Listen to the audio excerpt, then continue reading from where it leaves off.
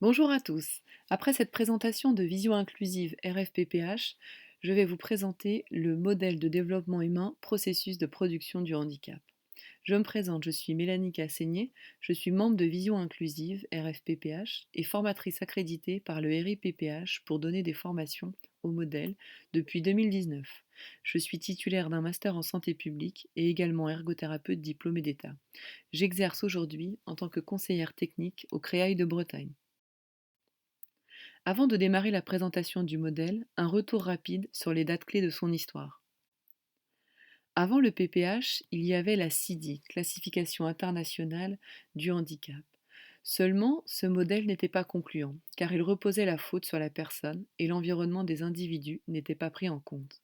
C'est dans le cadre de la révision de la CIDI que l'équipe de Patrick Fougerolas du RIPPH publie en 1998 la première classification interactive du handicap sous le titre de Classification québécoise processus de production du handicap.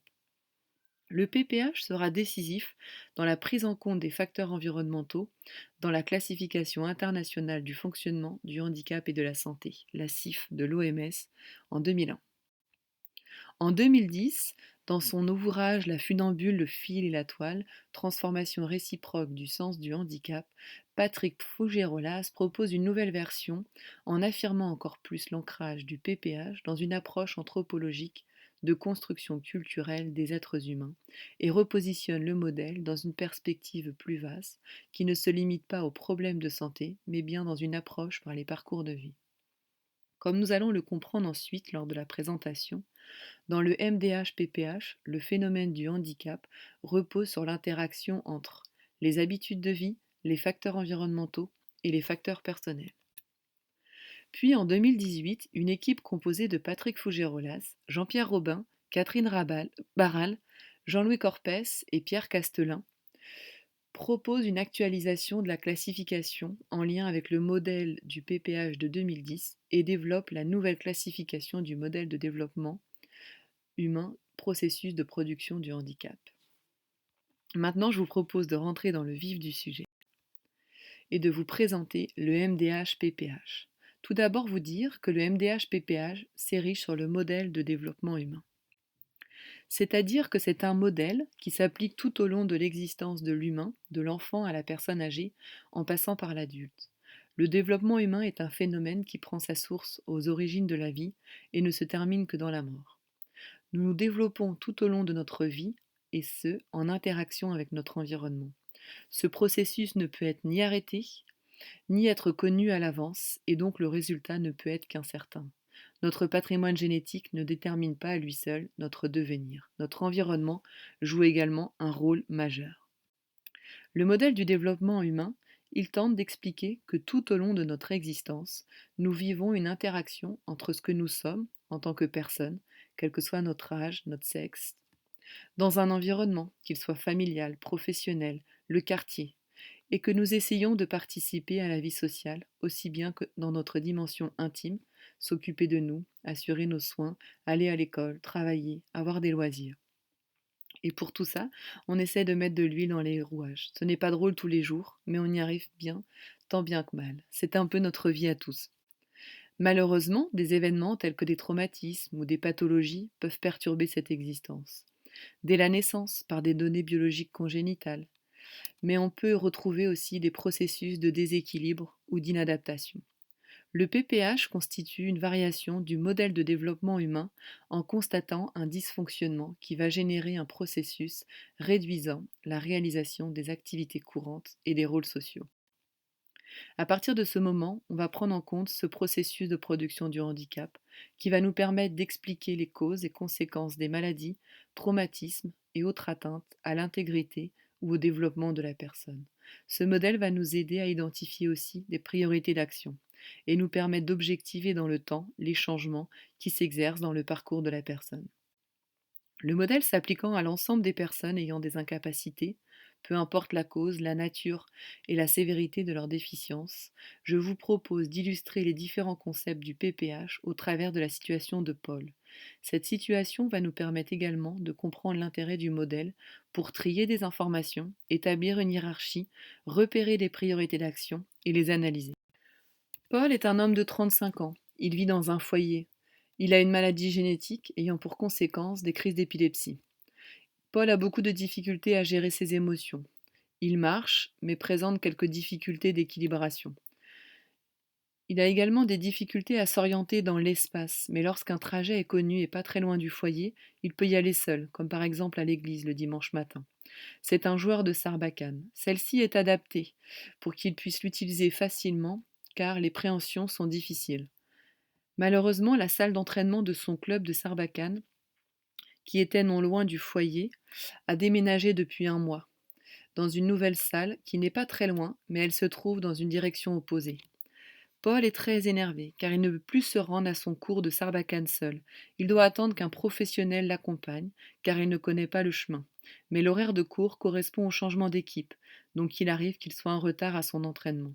Son énervement se traduit par des gestes répétitifs et des sollicitations incessantes auprès de l'équipe. Revenons sur le PPH. Il y a 3 grands concepts: les facteurs personnels, les facteurs environnementaux et les habitudes de vie. Ce qui est important, c'est l'interaction entre ces 3 dimensions, interaction qui est évolutive dans le temps. Je vous propose de démarrer par les facteurs personnels. Les facteurs personnels vont être décrits en 3 dimensions: les facteurs identitaires, les systèmes organiques et les aptitudes. Donc tout d'abord, les facteurs identitaires. Ce sont des éléments qui permettent d'identifier la personne.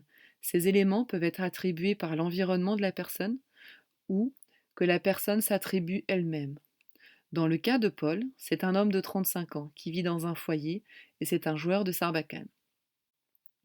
Nous allons aussi nous intéresser aux déficiences de Paul. Une déficience correspond au degré d'atteinte anatomique, histologique ou physiologique d'un système organique, à savoir chez Paul, une atteinte de son système nerveux central. Nous allons également nous intéresser aux aptitudes de Paul. Une aptitude est la possibilité pour une personne d'accomplir une activité physique ou mentale, c'est-à-dire les aptitudes intellectuelles, les aptitudes comportementales, les aptitudes liées à la motricité, etc., etc. Nous avons tous les mêmes aptitudes, mais leur expression sera différente, c'est-à-dire qu'une aptitude s'évalue sur une échelle allant de la capacité, qui correspond à l'expression positive d'une aptitude, à l'incapacité, qui correspond au degré de réduction d'une aptitude. La nomenclature de la classification du PPH peut nous aider à adopter et construire un langage commun. L'observation des aptitudes va concerner l'ensemble des intervenants. Intéressons-nous aux facteurs environnementaux. Un facteur environnemental est une dimension sociale ou physique qui détermine l'organisation et le contexte d'une société. Le PPH présente 3 niveaux de facteurs environnementaux. Le micro-environnement personnel, qui correspond au contexte spécifique à la personne, comme sa famille immédiate, ses proches, son domicile, son poste d'études, c'est-à-dire tous les contextes qui lui sont propres et peuvent être spécifiquement adaptés à ses besoins. Il y a le méso-environnement collectif qui correspond à tous les contextes physiques et sociaux avec lesquels la personne interagit pour réaliser ses habitudes de vie, mais qui sont conçus pour ou présents dans la collectivité d'appartenance. Par exemple, le fonctionnement, le règlement de ce foyer, l'ajustement des horaires des professionnels, l'organisation du cadre bâti de la ville où on habite. Et le macro-environnement, qui réfère aux dimensions sociétales dont la composition, le développement et les modifications ne peuvent se réaliser sur le plan local d'une collectivité et qui va concerner l'ensemble de la société. Par exemple, le système d'orientation des MDPH vers les foyers. Un facteur environnemental s'apprécie sur une échelle allant du facilitateur majeur à l'obstacle majeur. Un facilitateur correspond à un facteur environnemental qui favorise la réalisation des habitudes de vie. Par exemple, dans le cas de Paul, on pourrait nommer la sarbacane adaptée, la proximité du foyer avec l'église, alors qu'un obstacle correspond à un facteur environnemental qui entrave la réalisation des habitudes de vie. Dans la situation de Paul, on peut nommer le changement d'équipe au moment de l'horaire de cours, le déménagement de la salle de Sarbacane.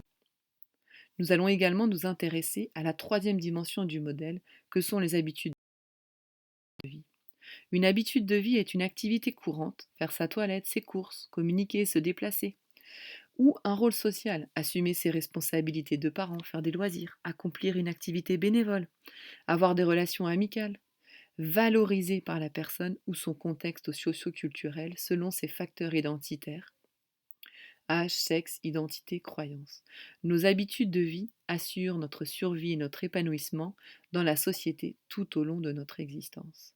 Nous avons tous des habitudes de vie différentes. Leur importance dépend de la valeur que nous leur raccordons dans notre contexte de vie.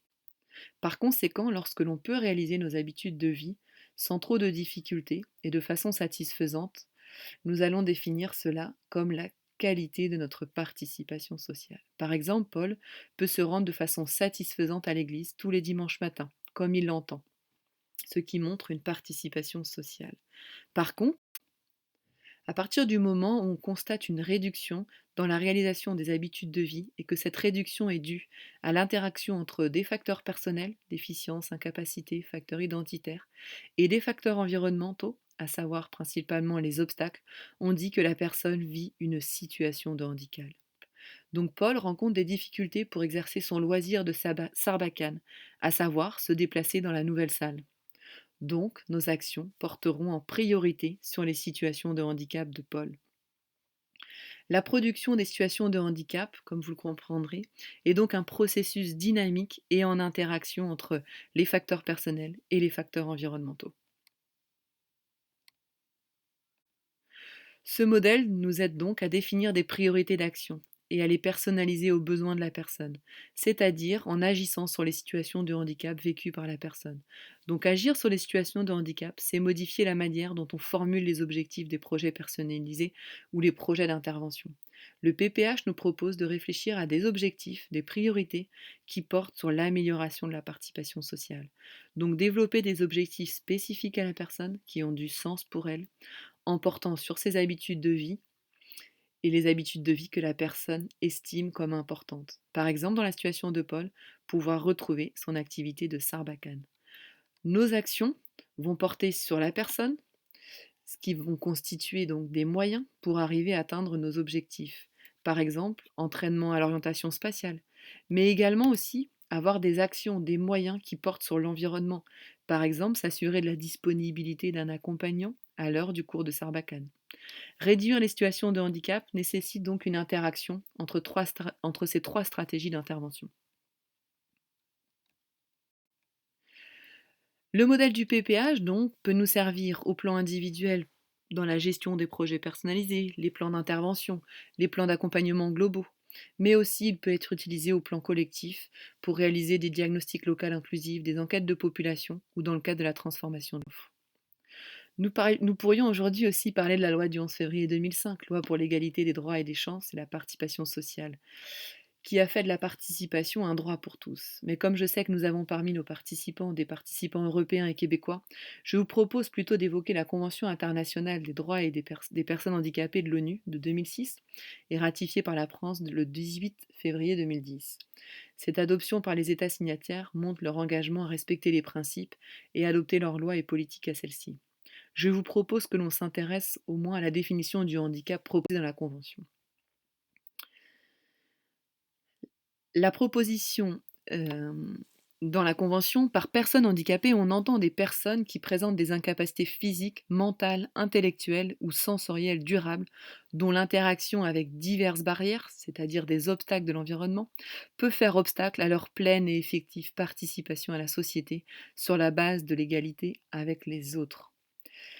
La définition de la situation de handicap selon le PPH, nous l'avons vu ensemble, mais tout ça pour dire que les définitions et les principes de cette convention sont communs avec le MDH-PPH. L'application du MDH-PPH dans l'accompagnement individuel des personnes ou dans le développement de politiques publiques est donc un outil opérationnel pour la mise en œuvre de la convention. Au cours des dernières décennies, la conception du handicap a grandement évolué. Patrick Fougirolas et son équipe ont été des grands artisans de cette nouvelle approche interactive des situations de handicap. Cette évolution se retrouve également dans les politiques publiques, et le MDH-PPH est un véritable outil opérationnel. Les organisations et les pratiques professionnelles sont en pleine mutation pour répondre à différents enjeux, et notamment une meilleure prise en compte des droits humains, une plus grande individualisation des parcours de vie, une meilleure prise en compte des besoins individuels et d'autodétermination des personnes. Le modèle du PPH répond donc également à ces différents enjeux au travers de ses principes, valeurs et concepts. Je vous remercie pour cette attention dans le cadre de ma présentation.